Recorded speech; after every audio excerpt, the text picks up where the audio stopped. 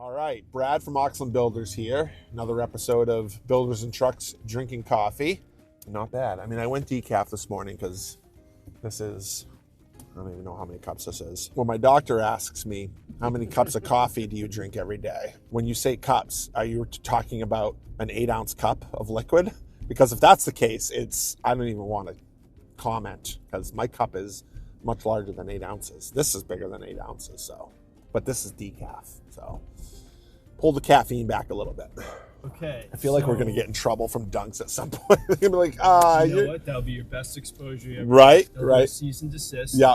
And we'll do some. We'll go to like Cafe Killam and be like, so got a cease and desist here from Dunkin' Donuts. Really bummed out, but super excited to support Cafe Killam. So we are off to a project here in Stratham, and they are the next door neighbor of the folks that we did the kitchen remodel for. Famously, the one where we took the chimney down, and I believe I introduced you to our mason in that video. So right directly next door, we're doing a small addition where we're taking an existing sun porch and rebuilding the whole thing and turning it into living space of the house and a nicer transition onto their deck.